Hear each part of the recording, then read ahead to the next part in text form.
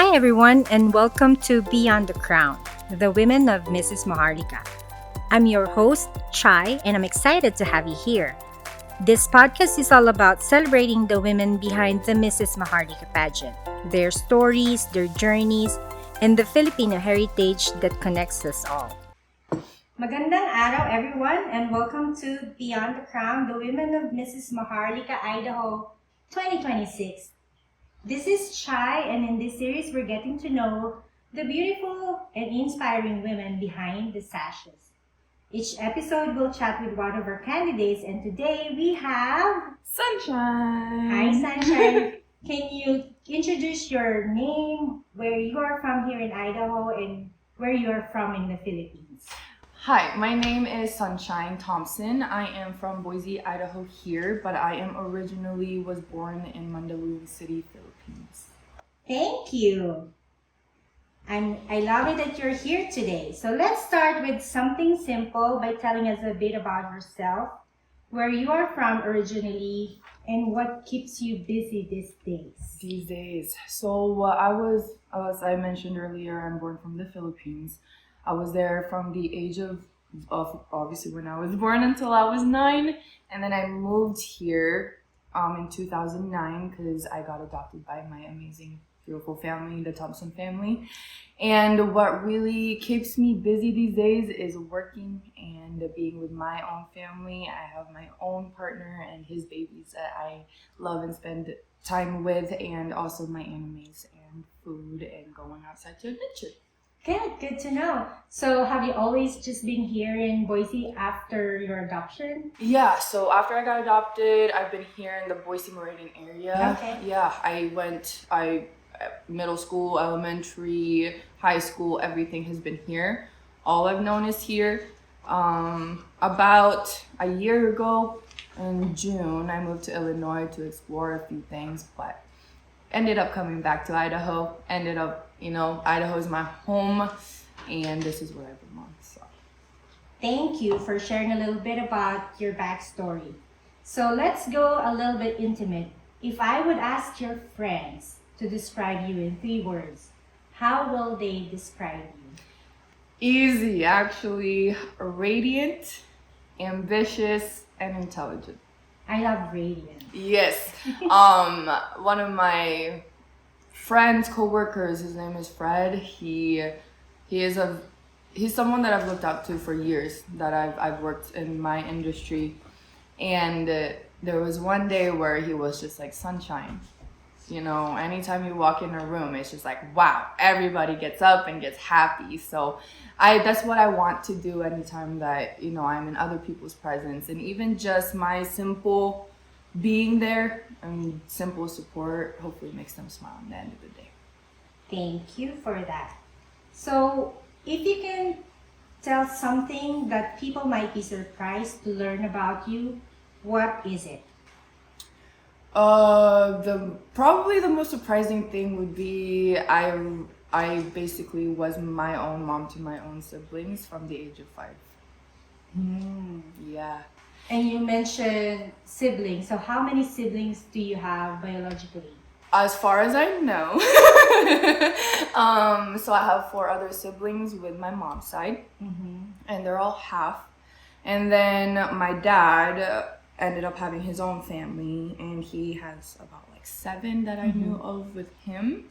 So including my half siblings in the Philippines and my sister now, I have about 12 siblings, of which I only know of 1.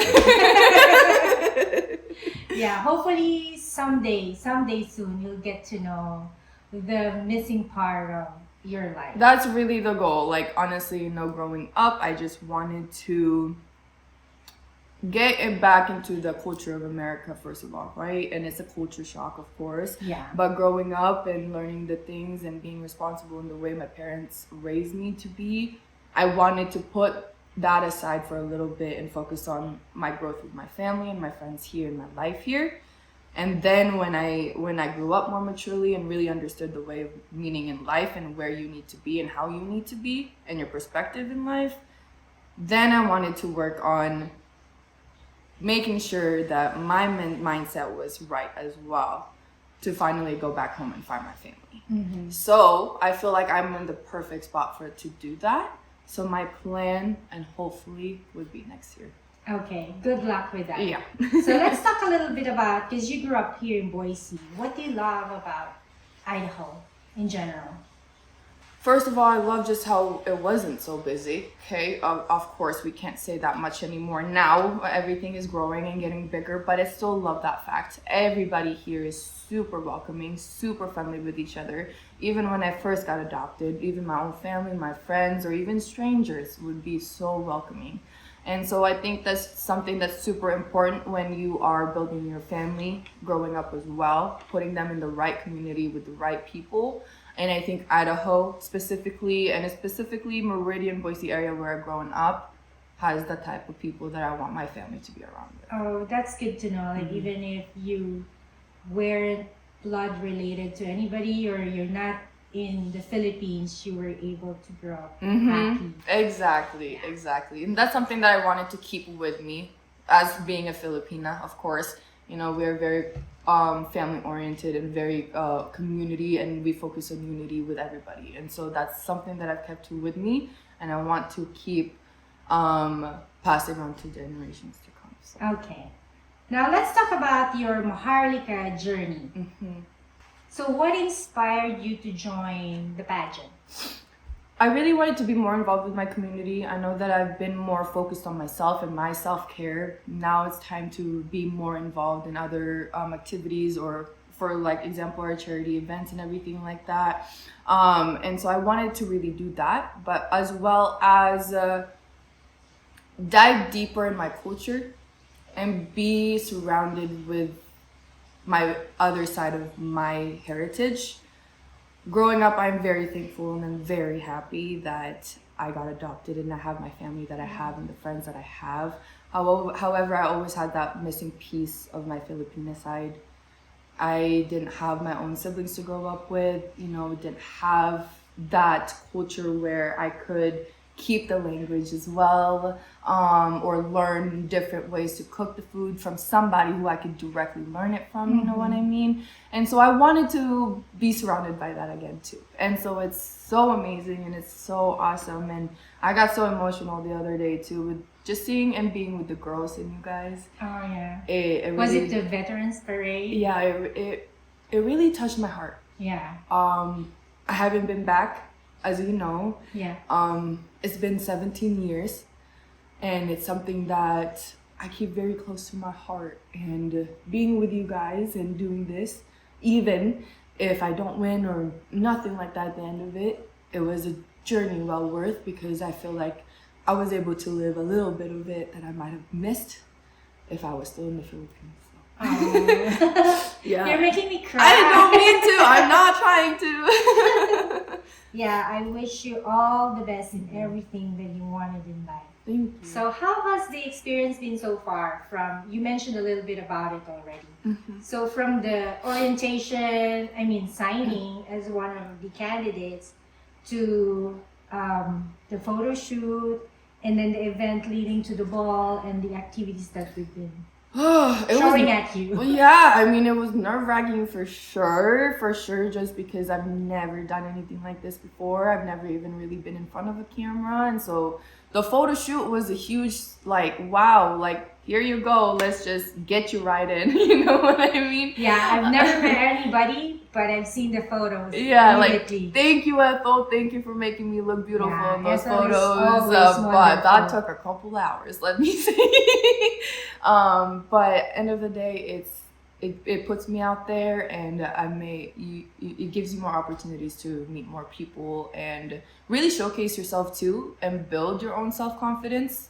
And I want to be able to be a symbol for that as well, for a lot of people, men or women, who don't feel confident in themselves and they feel they want to kind of just be closed off. You will always be more than welcome to try anything, and you will always succeed in that, especially if you put everything into it and all the effort into that. And that's what I'm doing, and that's what I'm trying to do, and I feel like it's turning out really well. It keeps me busy, keeps me on my toes, for sure. Makes me learn new things. Knowledge is key, There's always something we can learn and grow from, and that's what I always want to do with everything that I'm doing. Experience it, learn from it, and be better with it. So hopefully this would extend more opportunities later down the road. Maybe, who knows, I'm made for modeling or pageantry, who knows. With your height, I would say And I mean, we have the Maharlika Performing Arts. You're always welcome to come and join us. I am thinking. I join the dances, but don't ever invite me No singing, just the dances. Got it. Thanks again to Ethel for that very beautiful pictures. Yes, thank you, Ethel Joy Photography. What part of the competition are you either most excited or most nervous about? Most excited, honestly, just the whole experience. I don't have a specific one. If anything, it's the events leading up to it. It's exciting and it's amazing to finally, have the big day where we've been doing all the preparing and everything for. But I think really the journey to it is the best part. End of the day, no matter what the results may be, we found each other and we made friendships and connections with each other. That's really what I'm more excited about. Seeing you girls come together. They're beautiful and amazing, respectful. It's a blossoming women. Friendship. Yes, I'm very excited that I was part of it this year, 1,000%. Okay, and we are we've only started September. I mean, technically October. But it's barely 2 months, and we've shown a lot of things on you guys. The most nerve-wracking, I would say, is the stage presence part. Being put on stage. Never done modeling of any kind, so I'm very excited to learn from you guys with that too. But I think that would be the most nerve-wracking part, especially since I'm told that I have a really bad resting face too. So I was just like, smile, strut. So that's something I gotta. When you're nervous, smile. Yeah, exactly. When I'm nervous, I tend to not smile, so I have to focus on smiling. Okay. So when you think of the word Maharlika, what does it mean to you?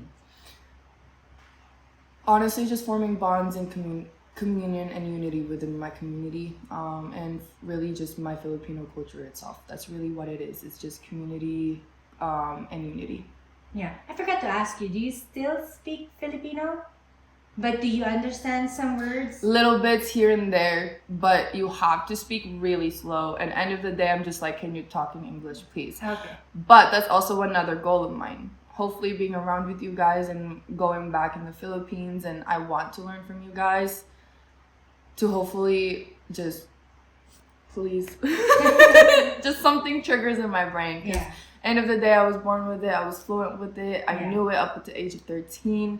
I just hope that it's just a simple trigger, that a little bit of being around the community and the people and everybody who do speak it, it will trigger something in my brain. You know what will trigger you? What? Listen to Tagalog songs. Tagalog songs? Really? Really? Okay. Start singing to it, and then you will remember the words. Really? Like magic. So I know that there's like different dialects of it though, and Tagalog is mine. I don't know if that's yours. Yeah, that's most of the. Just look for OPM. Awesome. So, as a Filipina here in Idaho, I know you don't have a Filipino family here. You grew up with an American family.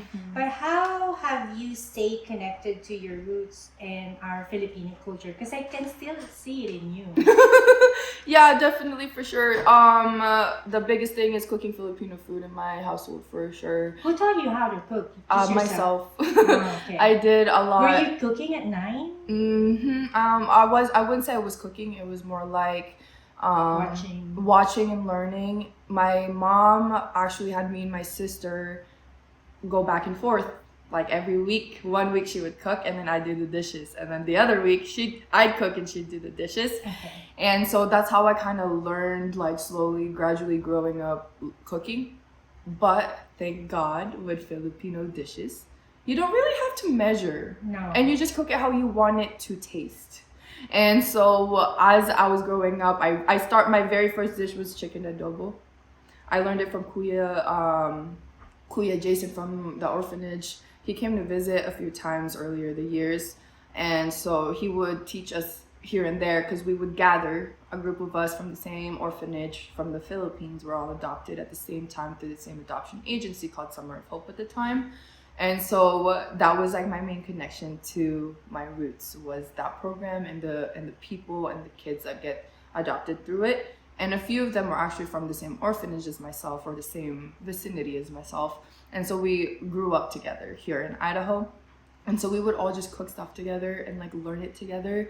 And so later down the road, as soon as I felt comfortable cooking with chicken adobo and just not measuring anything, but I knew the taste and it would kind of remind me go here and there, I would slowly starting to cook more. Mm-hmm. And so I learned to cook them myself. I would kind of watch on YouTube sometimes, or message my kuya and my ates and titas and nanais up the back in the Philippines on Facebook to see if like, hey, how do you cook this, or what's the ingredient on this? Hey, where can I find this? Because we have to get the authentic stuff. Yeah. Like the soy sauce, for example, that's the main ingredient, and it needs to be the right taste. Yeah, because there's soy sauce everywhere. Exactly, but it has to be that one. Either the dato puti or the silver soy. Yeah, so that's my biggest thing that like really like focuses on that.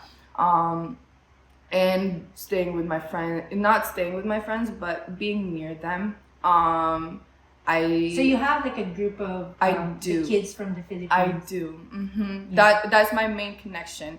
Of course, staying in touch with my social workers and my other brothers and sisters at the Philippines.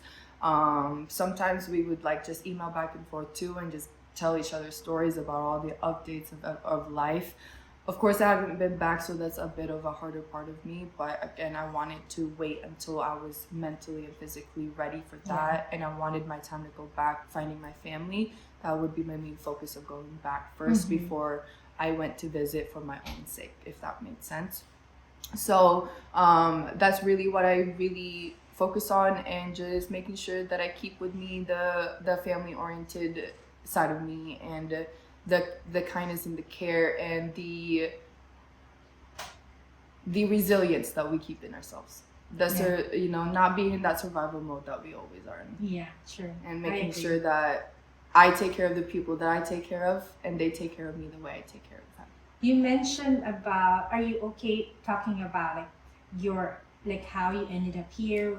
Yeah. Do you want to like start like, so you were born in the Philippines to a family, and then let's start from there. Yeah. Up to like when you got here. Okay. So it's for those people listening in and like getting a little bit here and there. You've mentioned adoption, you've mentioned survival, so let's talk about it. Let's talk about it. Whatever you're comfortable open this book. might help you find them. Yeah, that too. And I'm hoping, putting myself out there and putting my story out there will hopefully connect with them too. Yeah. So I grew up, of course, in the Philippines. In Mandaluyong. I was born in Mandaluyong city, and this is in the main island where it's very big poverty percentage. This is a city in the Philippines where there's a lot of destroyed buildings and tornadoes and everything, where there's not a lot of people in the community that are well off. So I was born in, unfortunately, in the streets with my mom. We didn't have a home of any kind. It was just kind of like a jump. Makeshift. Yeah, exactly. And she would come home basically pregnant. And so I would take care of my baby siblings. And I was 5 at this time. Yes, I remember everything. It's kind of hard to forget all these things, you know what I mean? I raised my 4 other siblings. I would say 3 other siblings, because I had 1 other older brother that was older than me, that was a little bit more mature than me, that I didn't have to take care of. But the other 3 I did. I would go out in the streets and beg for money to feed them, or just hand wash whatever I could that I could find in the streets, if it had to for diapers or whatnot. A certain point in time, I kind of got sick of it, And a lot of people who know me, if I'm sick of it, I will do something about it and I'm done. How old were you when you realized you're done? I was 5. This was all when I was 5, where I was like, you know what? I don't want to be mentally and physically abused anymore. I don't want to have to go and take care of kids when I need to be taken care of. Yeah. And so one night, me and my older brother stayed at my grandparents'. And those were the grandparents that were very abusive towards me and him. And so we were running away. However, he had to stay back to make sure that I was able to. So at that point, I left and was in the streets for, I want to say, a week and a half, 2 weeks. Later then, I was found by a street cop. And at the Philippines, they don't care. Here, if you run away, it's a big scene. It's a police report. They will hunt you down and you will be returned to where you originally belonged to your parents. In the Philippines, if you run away, no one cares. Yeah. You are just another kid in the street to add on to the pile. So when I was in the streets and I didn't know where I was going, a police officer came and picked me up and dropped me off at a shelter where they just drop kids off. I was there for about a week and a half, and then God sent from heaven, Ate Rama, came and interviewed me, basically, and decided that I would be a great fit for the orphanage. At that point in time, I was about to be turning 6. And so I got adopted right before I turned, not adopted, I apologize. I got adopted into the orphanage right before I turned 6. And so then I was in the orphanage from 6 to 9. My parents found me to adopt me at 7, right before I was turning 8. So then it was about a 1-year difference until they were able to come pick me up. And that was September 9th of 2011. So I always say there's always some great news in that date too. And so we celebrate that every year as my gotcha day. They always have these gotcha days where it's like, instead of like your birthday, is the day that they got you. And so my adoption day is 9/11. Oh, okay. So it's, and I actually have it tattooed right here with our family Bible verse and the time that they adopted me and I met them. So it's it's heartwarming to hear stories like that, because growing up I see a lot of like street children in the Philippines, and at that point you can only hope and pray. You can try to help with whatever little things we have, but there's really not much we can do. So it's good to know that there are agencies and someone like Ate Ram who was able to help me. And thank you for openly sharing that to us. Hopefully, this will reach somebody who will be able to find your family, especially your brother. Yeah, he's my priority for sure. Yeah. So going back, what Filipino value or tradition do you still hold close to your heart? Because if you grew up in the Philippines, you still remember a little bit of the traditions, like Christmas or fiestas or things like that. Do you? The thing is, at the orphanage, we didn't do much of celebrating. I do remember Christmas was a very important celebration. Christmas was the biggest thing. We had the trees and everything like that. And I remember they would foster us out. I don't know if you've heard of that before, but in different orphanages in the Philippines, during the Christmas season, they would give us like a little bit of taste of what the dream home would be.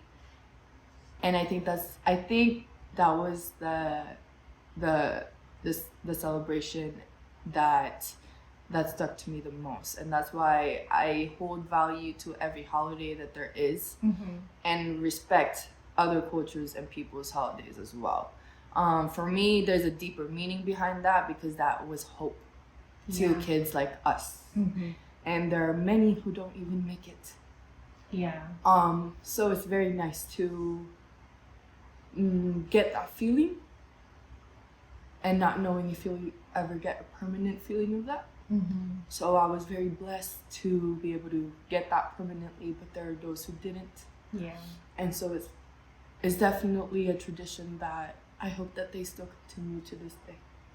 And you're still in touch with the adoption? Yes, yeah. Let's take a pause. I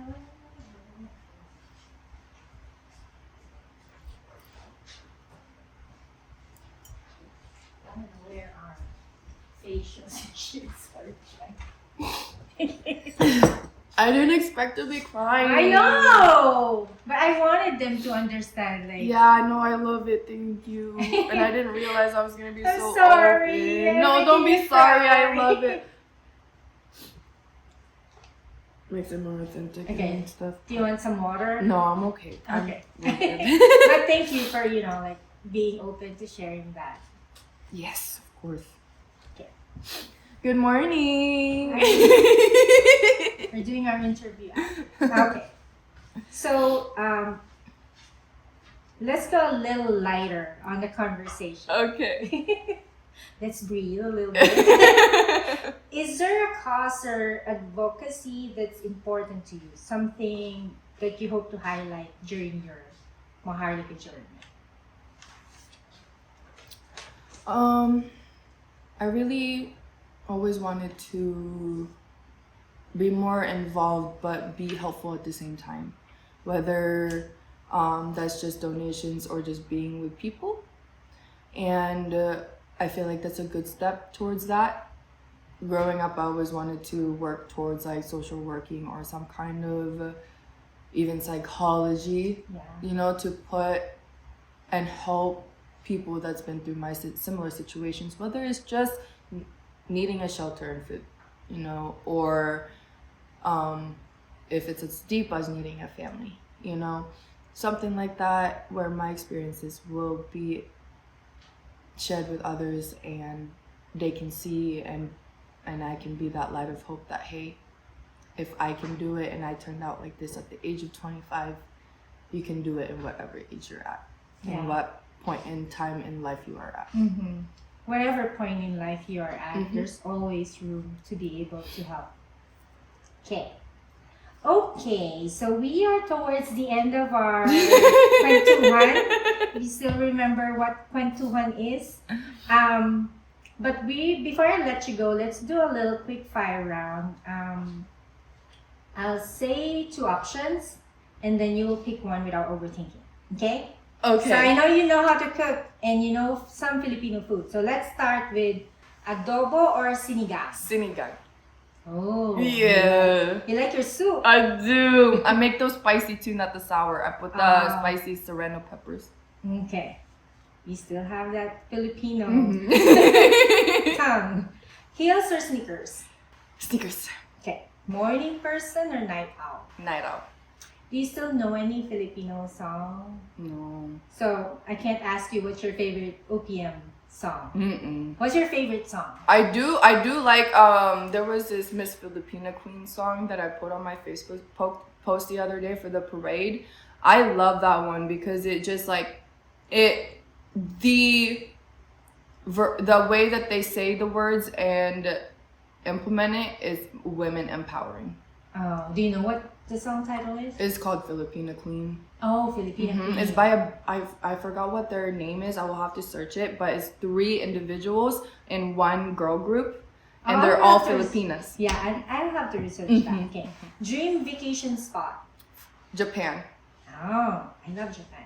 Who inspires you the most? My parents. Your adopted parents? My adopted parents. Yeah, my mom and dad, the biggest. Growing up, I always wanted to have their marriage. The way that they empower each other, communicate with each other, respect each other, always make sure that the other person is feeling loved and seen, and spending time with each other as well. They're busy people individually. They're very, very individual people, but coming together, they're much stronger.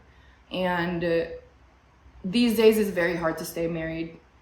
And I want to be the very rare couple that stays together for life. I don't want to be divorced. if I marry, I marry. And I feel like I found that in my person today. His name's Justin Willith. And I want to have the marriage that my parents have. Because growing up, it was in a hostile environment. I felt so loved. It was the best transition that any kid would have if they were adopted and were in the same position as me. And I could have easily been raised to a point where I grew up spoiled or rotten or not responsible or whatever it may be. And they had the patience and also the resilience to deal with me growing up and really take care of me the way a real mom would, even if I wasn't their own blood. Yeah, and looking at you today and the way you speak, I could say they raised you well. They sure did. And they did a really good job knowing that you came from the streets of Manila. And that's something I want to also do. Yeah. No matter how many kids I may have out of my womb, I am going to adopt one from the Philippines. Oh, that's a good goal. Okay. So that was fun and heartwarming. You made me cry. I didn't Sunshine. mean to make nobody cry. I'm sorry if I did. But I really appreciate you sharing your story to us. I know it's a very personal story. But before we wrap up, what message would you like to share to your supporters, to your family, and the Filipino community here and around the world? You guys know I'm a very simple, silly person. Lots of words to vomit out. But I just want to say thank you from the very bottom of my heart to every single person who has supported me through this process. I know it was a super last minute thing and it's kind of been stressful on you and myself as well. But thank you for being part of my life. Thank you for seeing me for who I am and loving me for who I am. And I want you guys to know that I will do you guys proud. And I am, no matter what the outcome may be, just know I am happy and I am healthy and I am going to just enjoy my time. And none of this would have been possible without you guys, and especially the love of my life, Justin Willith. I love you guys. Please keep on supporting me and showing me love, and I will do the same to you guys. You guys know that. So, thank you. Thank you. Do you want to invite them to vote for you? Oh, yes. Please do vote for me. Let's not forget that. You guys know my link is everywhere on social media, and I'm sure I texted it to you directly the night of the ball, and I know you saw it. So please vote for me. Yes. My name is Pageant Planet, yeah. Pageant Planet. .com, is it pageantplanet.com? Yeah, and it's by Inspire Entertainment. Mrs. Maharlika-Idaho 2026. And look for, what do they look for in Pageant Planet? Your name. My name is Sunshine. Yeah. So please go to pageantplanet.com. Vote for Sunshine Thompson with this face in the front of it. And we will see you March 21st. Thank you, Sunshine. Thank you for spending your morning with me. Thank you, Chai. Thank you so much until for our having next me. episode. Bye, Thank you. everyone. Bye.